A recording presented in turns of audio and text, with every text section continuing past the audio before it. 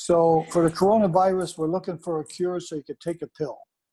I always say that the doctor's tool is saying, take this pill and you'll feel better. The surgeon says, let's cut you open and you'll feel better. And the hypnotist says, it's all in your mind. Let's talk about hypnosis. So I think that for the coronavirus, we have an issue right now with an extreme amount of anxiety and conflict. I have a great interpretation for anxiety to simplify it. Anxiety is usually a level of stress while observing a lack of knowledge. So if you had a 3 o'clock appointment and you knew it was near this corner and it's 5 minutes to 3 and you've never been there before, you have anxiety because it's 5 minutes to 3 and you only have 5 minutes to find it and you don't know where it's at. If we remove one of those obstacles, if we make it 2:30, no anxiety. If you've been here before, you know it's 2 blocks away, no anxiety. So with coronavirus, we don't know the outcome. We are perpetuating anxiety because we have a stress factor. And I think learning self-hypnosis, and to me, self-hypnosis is much like meditating. We could minimize this anxiety. And I think this of the coronavirus and anxiety. When we have anxiety, the body tissue weakens. The immune system drops. The susceptibility of getting ill is greater. When we don't have anxiety and we're at peace, then our immune system is stronger and we don't get sick as often. So I think being in a place of hypnosis is exciting. I've been doing hypnosis, as I say, many years. When I started in hypnosis, I had a lot of anxiety. I was on many medications for anxiety-related disorders. I had severe bleeding ulcers. I smoked too much. My hands would tremor. I used to stutter. And somebody hypnotized me, my original instructor, Fred Chavo. And when he hypnotized me, I sat there with my feelings saying, I'm not hypnotized. I can hear everything he says. And then when I opened my eyes, I thought something was wrong because nothing was wrong. And that's my introduction to hypnosis. So I say to the people who have a lot of anxiety related to the coronavirus, the anxiety is not going to heal anything. It's only going to perpetuate a weakness in the body. So we need to learn to calm down a little. I think that's very good advice. And as hypnotists, many of us are reaching out to our clientele and people around us to do help through this time. So I think that's a very good explanation of it.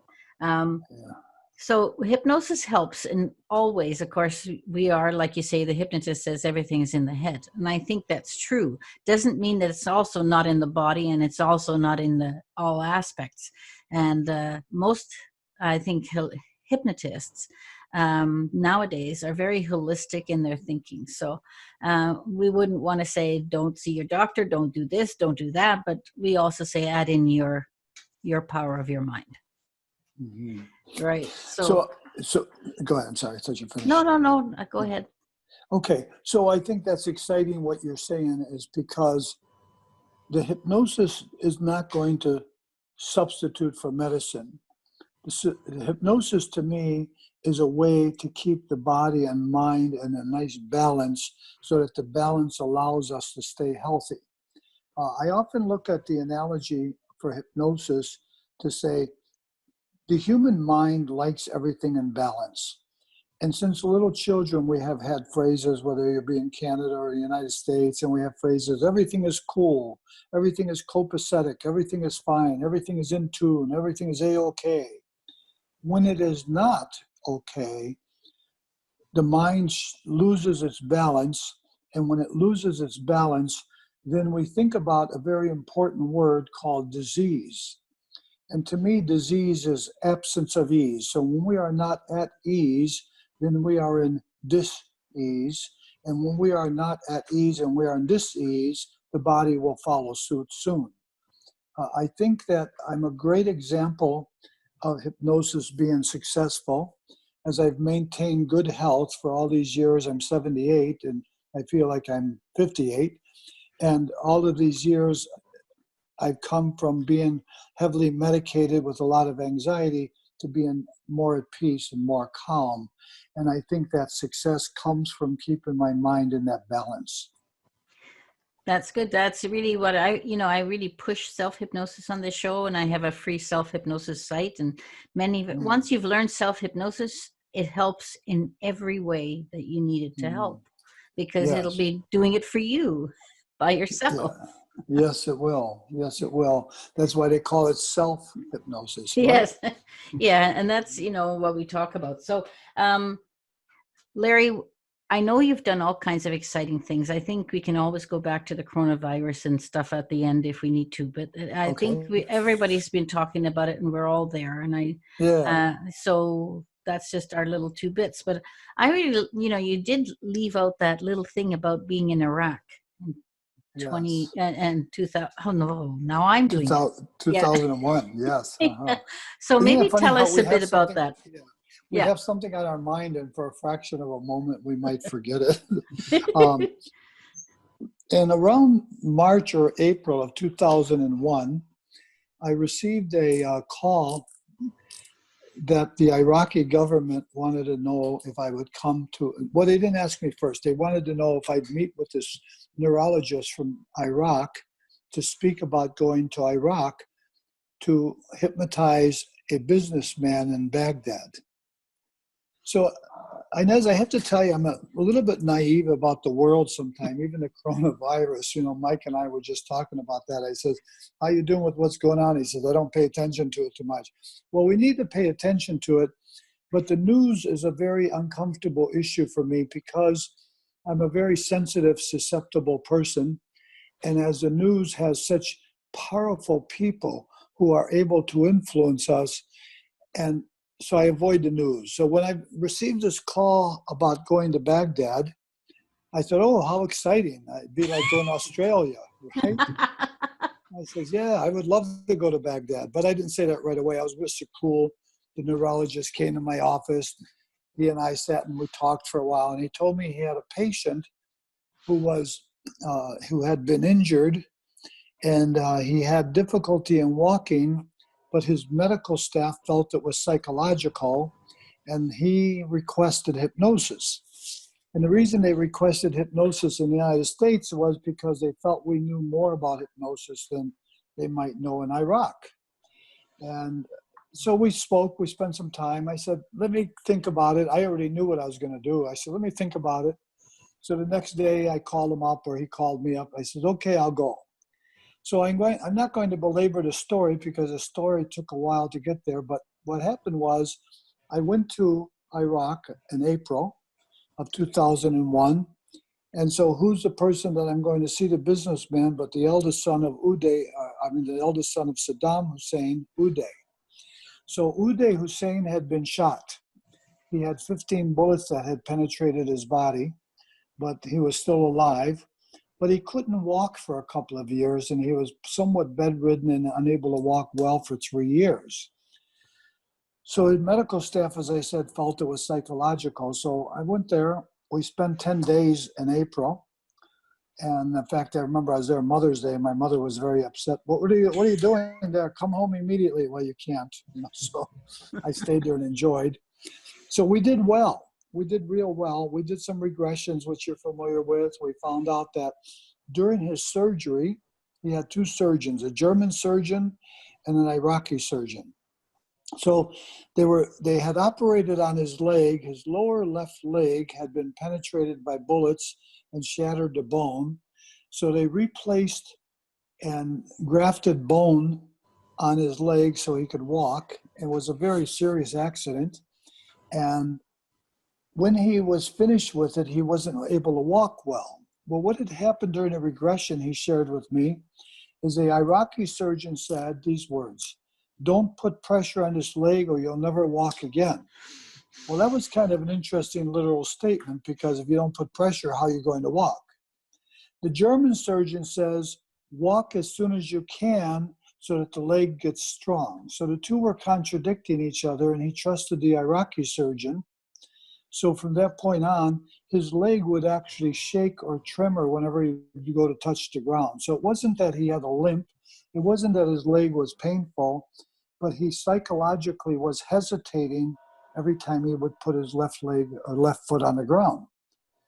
So with that kind of statement, after I found out, we were able to accomplish some nice success. After about 3 or 4 days, he was able to walk on the stairs well. He was able to walk without his crutches or cane. So we were doing good things in 3 or 4 days. So then I left. I had a feeling that I'd hear back from them. And about, let's see, August, about the beginning of August, they contacted me, would I come back? I said, okay, I'll come back if I could bring my computer and my video camera. Because the first time I could not, because at that time, Iraq was on an embargo, and the embargo prohibited them from having any kind of things like computers, video cameras, anything that could be used with a dual effect of military and civilian. It's kind of a contradiction there, like an oxymoron. You take an ordinary eating utensil would be military or civilian. Yeah. So they couldn't import anything legally, although black market there was prevalent, so they could import many things. So that 3 days later, they sent me a note. They said, okay, you could bring your computer and you could bring your video camera. So that was exciting because the first time I took notes on paper, now I had a computer to write on. So I go back the second time, it was September 9th. My flight was September 9th. And of course, as you realize, September 11th, 2001 was a major disaster in our country. And I was sitting in Baghdad, Iraq with Uday Hussein.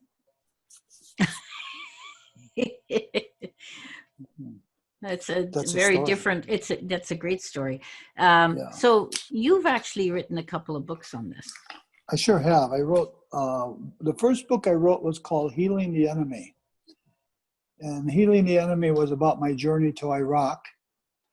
And it was a good book. And what happened in that story, Inez, remember the war started in 2003. Yeah.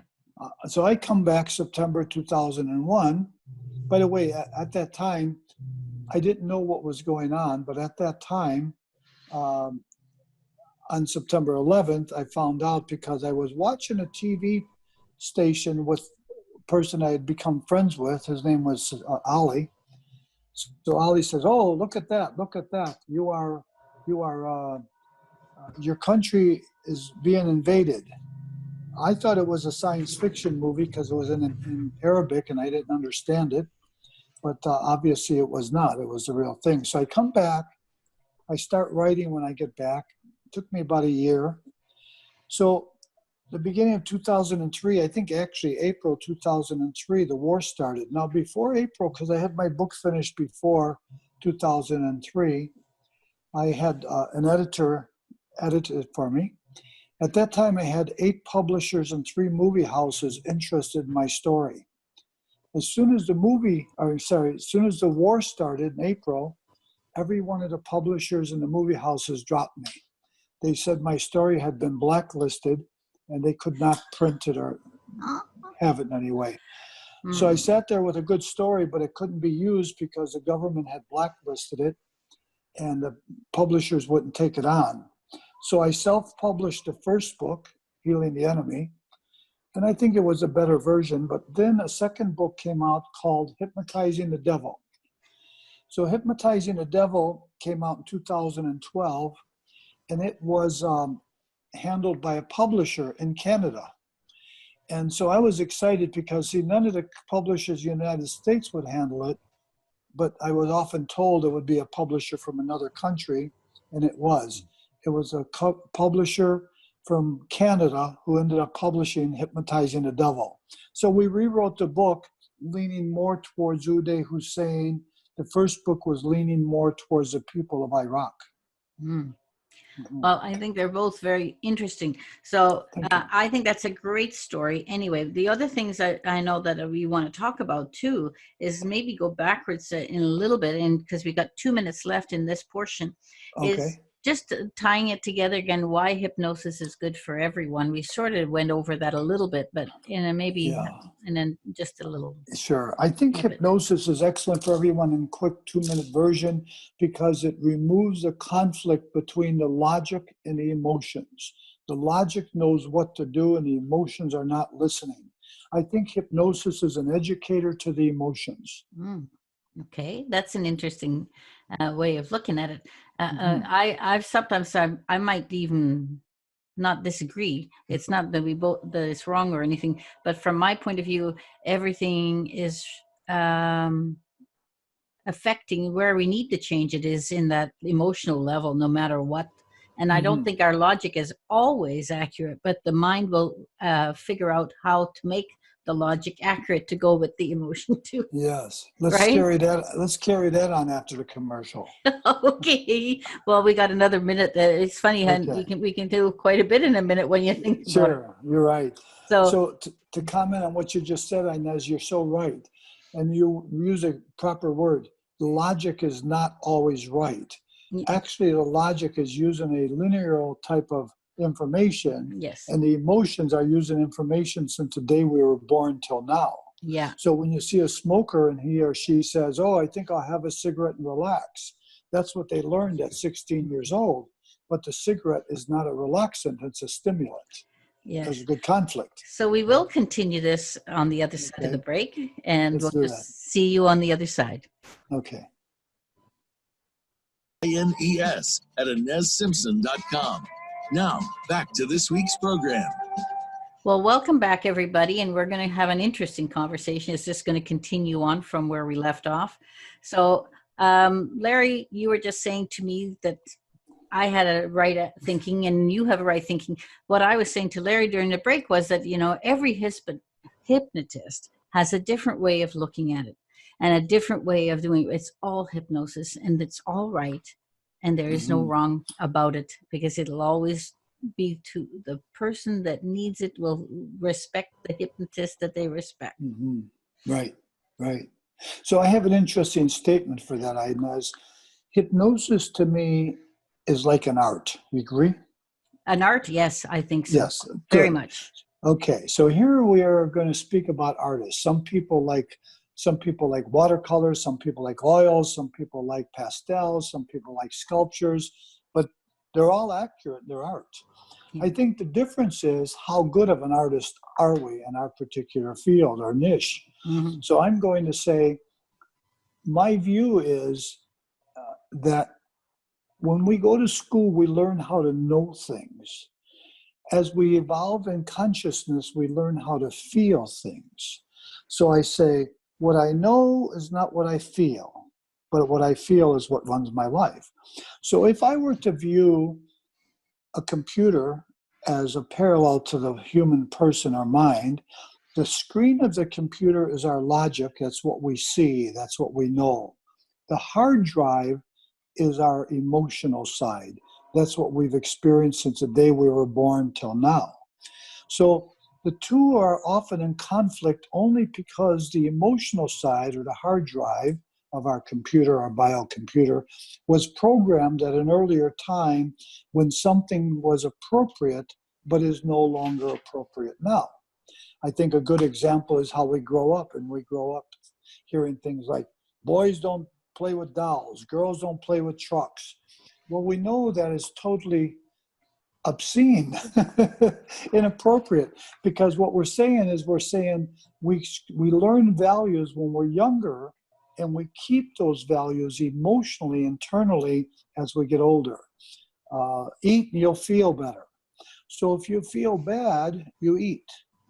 Then you feel bad because you've eaten. So you eat again because you're feeling bad because you've eaten. So the idea is that you eat to feel good. If you don't feel good, subjectively speaking, not logically, that's what happens. My mother used to have a phrase, she was Italian, and she would say, eat, that's my way of showing you my love. Does that mean I don't accept her love if I don't eat her food? That's what she was saying. See, Mm-hmm. right? Yeah. Or if I need to be loved, what if I don't feel loved? What if I feel rejected or hurt? Would I eat then to feel love? Yes.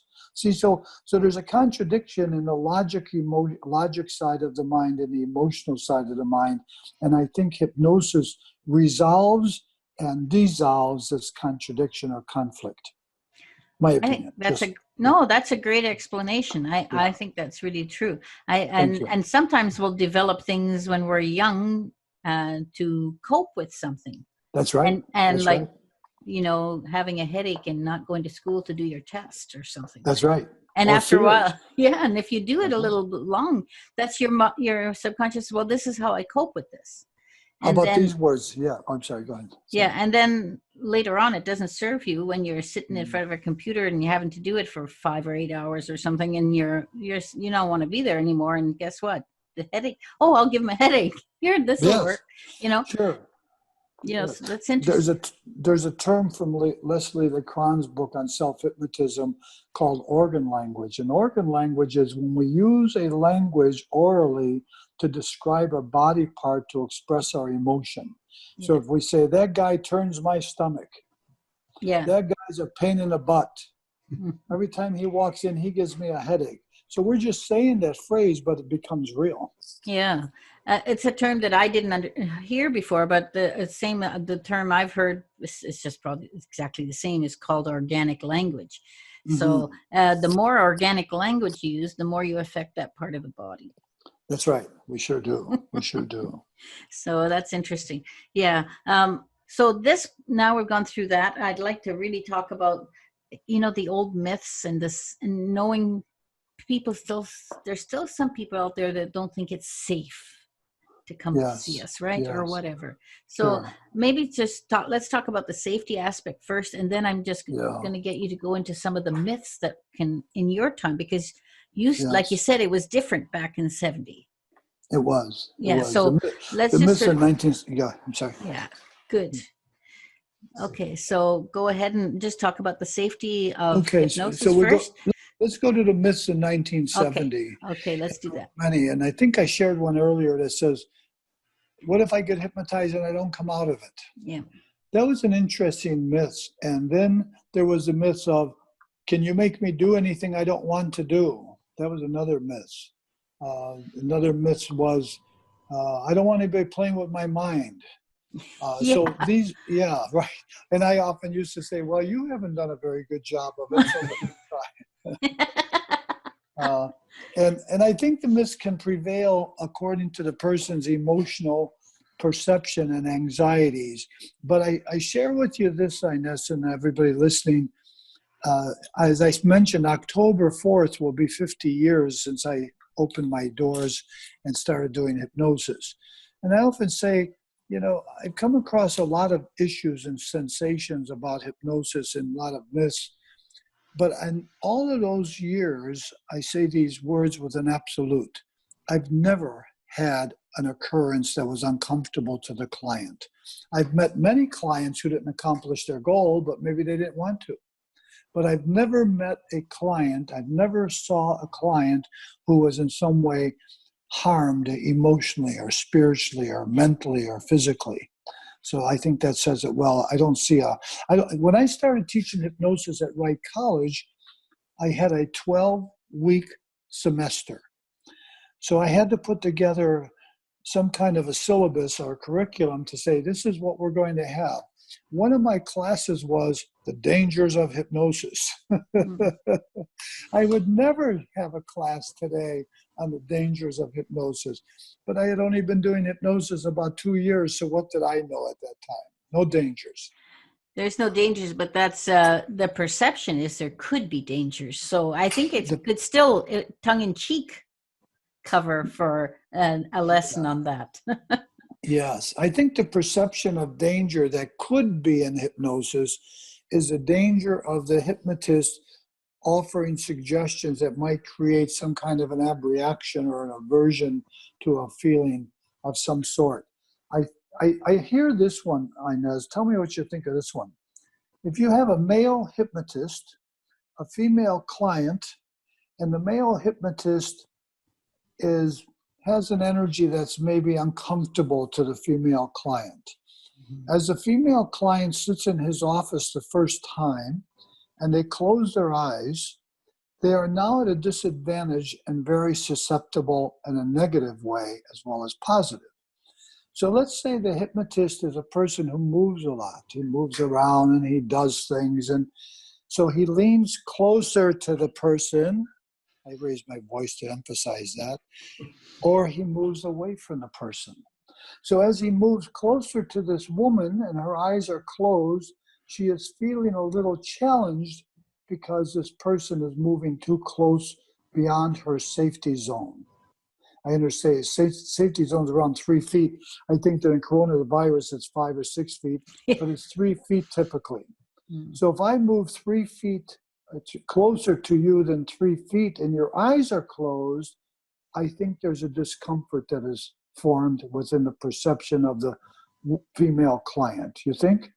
I think it's possible for sure. I've never been in the situation. So but a male, and for some reason, of course, it's easier for females because we tend not to think of all those background sort of issues that could prevail. Right. So I think personally, from my time, but I didn't do it from the mindset of the time that you started to. I came in and you had already done a lot of work for us as pioneers in the field.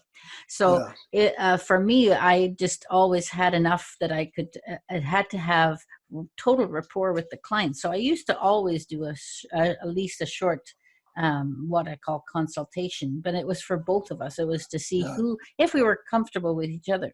I've even had people that couldn't close their eyes. Now, you don't need close your eyes for hypnosis. It's just easier because you can go inside and it's a little easier for you. So if that had happened to me and I was the guy, I would have probably said, you might, just do whatever. Or I take note. Now, maybe at one time, I think we are a little more clued into what the person is. We've learned quite a bit from, the people who need that space don't get into the 3 foot space. And then there's some people that may, depending on if you're what we call a touching hypnotist or a non-touching hypnotist, if there's permission about touching, sometimes that person will touch as long as you're not doing it through a time that they are in a negative emotion. So if I'm putting someone in hypnosis, many times I'm a Jerry Kine trained hypnotist. Many times I don't always, it depends. I'll use this with people that are very kinesthetic or something, and also that they're open and it's okay for me to touch them. But you always need to know. So that 3 foot space is a good thing to go by if you haven't got a clue. Sure. And as I think about that story I share with you, so you and I both know many, many hypnotists. And all of them do not have the same integrity that you and I are speaking of. No. Okay. There's the same in any field, right? Any field, you're right. Any field. And, it might lead us into another conversation. How do you find a good hypnotist? I like that one. Yeah, I think so. That's a good thing to do. But to conclude this conversation, I'm going to say to you that I think that you as you call it, your consultation, I think in NGH, they call it a pre-talk. Yeah. And actually, I don't know if you have it. If you don't, I could email one to you. I have written a book on pre-talk. So pre-talk to me is as powerful, if not more powerful at times than the hypnosis itself. Because as you say, you don't have to close your eyes to accomplish hypnosis. During the pre-talk, if you can enhance susceptibility through trust, through rapport, through discussion, then I'm going to say that enhancement will create more success and balance with your client. But again, I'm going to speak that some clients come in with a lot of fear and trepidation about hypnosis. There was a woman in my office about a month ago, and I asked her if she had any fears, and she said, "I fear everything." Well, that was an interesting statement. So immediately my knowledge said, don't get too close to her. She has a lot of fears. Sit back a ways. So I sat back about 5 or 6 feet, and I just sort of kept our conversation going, and it was okay. But I don't think that, I know you were trained by Tim Horn, you say. No, by Jerry Kine. Sorry. Oh, Jerry Kine. Okay, even better. Yeah. Okay. And Jerry Kine was an excellent teacher, and Tim Horn is an excellent man. He's a man that I would trust with anything. You got that confused because he's one of my trainers. Oh, he's one of your trainers. And I learned from him too. Yes. Okay. Yes, you do. Yes, you do. I did hear that backwards. Excuse me. Yeah. So Jerry Kine, of course, was an excellent trainer because He obviously knew his stuff for many years. But I guess I'm saying to you, everybody is not so skilled and powerful, because I think how they were trained and who trained them says a lot about who they are now. Do you think? I would Yeah. agree.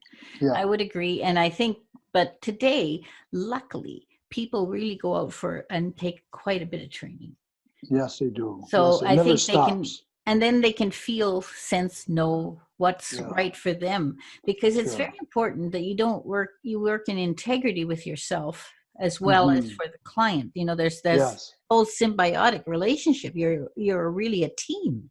sure. So, You're you right. know, You're right. so yeah. So I really think that, and I think it's important that people understand that, you know, I say to people, Yeah. you know, go and find, there's all kinds of hypnosis. There's people Yes. like Melissa Tears. There's people like this, you know, that you've listened to the Yeah. styles of hypnosis. So Yeah. find out, talk to your hypnotist, see what the Sure. rapport is, see it, you know, make Yeah. yourself responsible for finding out what you want to do. This is a Yes. very important thing you're doing. I think it's very serious. I take hypnosis very serious. I have a great reputation because I consider the safety and consciousness of the person here with me. And if a person doesn't feel I've done well, then I don't charge them, or I give them their money back. If you go on Yelp and you look under Larry Garrett, you'll see one case was where a couple came in to see me. They were going to get married in a month and they wanted to quit smoking. So they both did well, but I had feelings that the guy wasn't ready to quit. I just had that intuitive energy about him. So about a week later, the woman calls me and says, well, I'll just use fictitious names. Charlie says he feels like smoking. And I think I'm going to also. Well, I already knew that. And I said, well, it's okay. Let me know what goes on. So she calls back. She says, yep, Charlie's smoking, and I think I'm going to smoke. And I says, well, we'll call her Julie. Julie, if you want, you come in and see me, and I'll see you again at no charge. Or if you want, I'll give you your money back. She says, okay, I'll get back to you. So, of course, she called me back, and she said, we decided we want our money back. Okay. So about 2 weeks later, they come back, and I don't feel the almighty dollar is worth ruining your reputation. So she comes back with him, and I gave him their money back. And so he wrote on Yelp, he said, we didn't do well, but we weren't really motivated, and he gave us back our money with a smile on his face. So I thought that was a great Yelp, wasn't it? So, Yeah, that was a great Yelp. And I think it's just the right note to go to break on. So we'll see you on the other side, everybody. We'll see you then. Now, back to this week's program. So welcome back, everybody. And we were just talking about, that the relationship between hypnotist and hypnotizee or client is a team sport. It's a team sport. And you need to like your hypnotist. You have to have trust in the hypnotist and all those other things. And you need to have desire to allow yourself to be hypnotized in the first place. So I was just going to pick Larry's brain a little bit about, how to reach out for a hypnotist and how to find a hypnotist that you like, and not allowing just money to sure. be the center of that. Yeah, right. It's not about money, because I think almost any hypnosis person would understand with compassion that it could be expensive.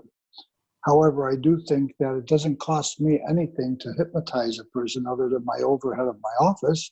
So why would I not be able to adjust my price if I was dealing with a single mom with 3 children at $12 an hour?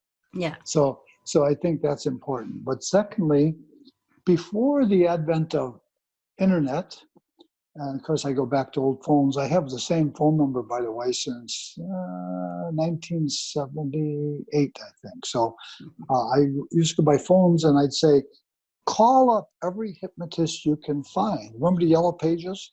Yeah. Walk your fingers through. Yeah, call up every hypnotist you could and talk to them. Ask them questions. Ask them silly questions even. What if I don't come out of it? And what kind of answer are they giving you? Are they being blunt with you? Or are they saying, well, that's kind of silly? I don't want to hear that silly. I want to hear that that's an important issue of mine. So now we have internet. So I would say write a note to the hypnotist. And in that note, you might express some concerns you have, maybe some goals, but also see if there's a possibility of speaking to that hypnotist to get a flavor of him or her and who they are.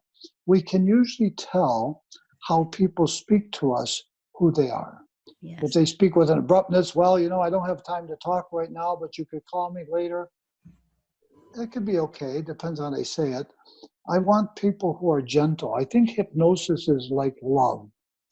I think it comes speaking to the soul. It's not saying to the logic, those cigarettes are terrible. We know they're terrible. Those cigarettes will cause you to get sick. We know they'll cause us. So we know that, but we want to hear something without judgment. I have a great phrase, Inez, I say, if I say to you, don't think of an elephant. Yeah, see, so right now you're thinking of the elephant. So then to minimize that, if I say to a person, don't smoke that cigarette, they're going to want to smoke that cigarette. Of course.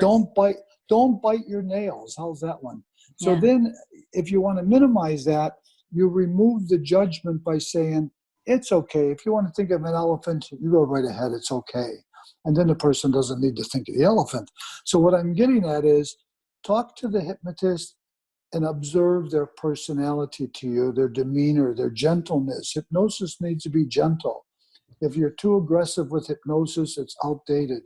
When I started in hypnosis, everything was aversion techniques. Today, we use less aversion techniques, more permissive techniques. But in 1970, if my mother said, throw out the garbage, I threw out the garbage. In 2020, a mother says, oh, would you mind on the way out? I'll give you $10 if you throw out the garbage and take the garbage on your way out. That's a different story today. So we need to learn to minimize the judgment to clients and accelerate the positive. That would be my thought of finding the right hypnosis person. I hope I said that well. Well, I agree with you. And that's why I've said the same thing to people. Talk to the hypnotist and ask Yes. questions. Always ask questions. And there Even is no silly stupid ones. question. Like you Yes. say, if it's treated as a stupid question, Yes. then you know you're maybe not in the right place. Yeah. Yes. I So, agree. yeah. So, Mhm. the whole thing was back in the day, hypnosis, even before you, Larry, before you, they could say, remember the old thing about you could only hypnotize 50% of the people. And that Yeah, was we've because changed that. yeah, because we didn't know how. It wasn't about Yeah. that. It was that they Yeah. hadn't used the right language for people Yes. or whatever.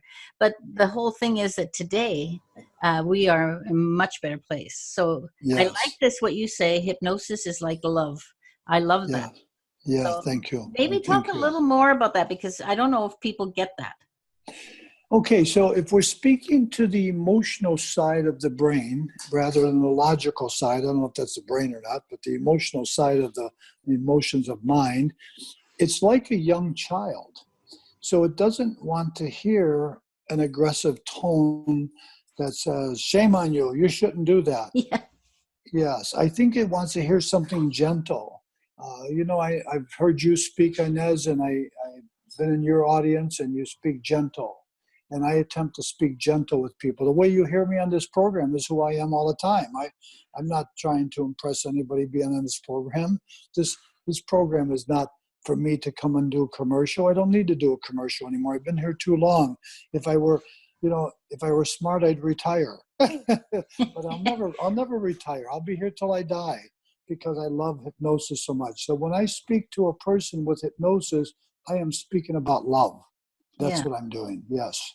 And I agree with you. I think the ones of us that we don't treat this as a job. This is our No. passion. It's our vocation, and we want to help people. And that's the biggest part. Yes, it's a way of life. It's a way of life. So another thing I'd like to know, because you've been doing this so much longer than I have, what changes in hypnosis have you seen that you can actually articulate about the changes from when you started back in the 70 or 68 to 70, and then to here? What kind of can you think of particularly? I think it's less criticized. I think in 1970, I would see very few professionals come and see me. And I would see mostly the alternative kind of people maybe people who were into an alternative way of life. Today, I see very many professionals to come and see me. So that's changed. I think hypnosis is today where chiropractors were 10 or 20 years ago. Yeah. They're beginning to be accepted more and more. When you say hypnosis today, most people will say, oh, yeah, tell me about it. You say hypnosis 30 years ago, 40 years ago, don't talk to me about that stuff. Or how about this one? God doesn't like it if you do things like that. Well, I don't believe that. I believe that God likes it when we do something positive with other people. I think hypnotists are great educators to the emotional side of the mind to help your life be better. Yes. Yeah, and I think, well, I won't speak for all hypnotists because we always have a faction, like we said, in every field that is maybe not have the best ethics or whatever. But there's always going to be an element in every profession. So that's another reason to talk to the hypnotist. And gee, I've completely forgot where I was going with that. That's okay. It'll come back. That's interesting, but it'll come back. So that was the change in hypnosis is from the outside. Now, I think I'd like you to, what about change in hypnosis techniques you've seen, not just yours or mine, but around us? What have you said at first that aversion was sort of the mainstay, right? And we've moved away from aversion. Well, many hypnotists still use aversion. I think of Jacob Bimblock, and he's in Brooklyn, and he uses only aversion techniques, and he has excellent success. He has excellent success. But he's working with a different culture, too, isn't he? Yeah. So he's working with it. Good. Sorry, no, that's interesting because I think he's the one I always talk about. I said he's the only one I've seen use aversion that isn't an issue because I listened very carefully to his wording about the aversion. And, you know, if you're not you want somebody to stop eating chocolate cake and they put worms on it, it's not going to hurt. But if you, from my point of view, if you start to say aversion things that may be negative impact on people and then they do start smoking again or they do whatever, then it's not always appropriate for me. I agree. Right. I think secondary gain, meaning why does the person smoke, is more important. I have a little story I use as with a smoker. And I'll say, the smoker has to paint the wall. His wife wants him to paint the wall. He looks at the wall, looks at it, grabs a cigarette, and lights a cigarette, and he never paints the wall. And he'll never quit smoking because he's smoking to keep from painting the wall. Yeah. So instead of hypnotizing him to quit smoking, which I feel won't be as successful, we have to question, why doesn't he want to paint the wall? Yeah. So once we figure out why he doesn't want to paint the wall, then we'll get him to quit smoking. My story of that is two reasons. One is if he does the wall poorly, he'll be criticized. If he does the wall well, he'll have another wall to do. He doesn't even know, right? He doesn't even know if he could do the first one. He's already got a second one. So I think we need to learn more why the person has the habit than just telling them not to have it. I agree with you. I'm going to comment again. Jacob Blimbach has a different culture. Yeah. And I think the culture is like this. A movie of today will show an exaggerated view of what the world is like. A movie of the 40s will show an exaggerated view, and then maybe not exaggerated, maybe an extended view of what the world was like. I think hypnosis needs to show an extended view of what the world is like. Okay. Gee, this time goes so fast, but first, because we've only got a couple minutes left here, I'd like you to state your website and anything else you want to, so they contact information. And it'll be on the page, but not all podcasts have that. So I like to say it verbally too. Thank you. Sure. And the easiest way to reach me is like yourself, LarryGarrett.com. And if you go on my website, there is much information and a video to explain what hypnosis is like in a safe way. So go to LarryGarrett.com, write me or call me. I'm always available to get on the phone. I'm always available to reply. I love what I do, so you're never challenging me by taking my time. Just call me or write me. I'm here for you. And that's how you know a good hypnotist. Thank you. They'll take the time to talk to their people. It's not just about somebody filling up their calendar. Thank you. And Thank you. you're a wonderful man, Larry. I Thank always you, thought Inez. so. And Thank you. I think it's great that people have heard you because of that, showing that side, that the other side that people always see, the aggressive type or whatever. So I want you to really know I appreciated you being here today. So I'm honored. I'm okay, honored, Inez. Thank you. you're welcome, and I'll see you soon somewhere. Okay. Okay. We'll look forward to it. Be well. Thank you. And goodbye, everybody, and we'll see you next time.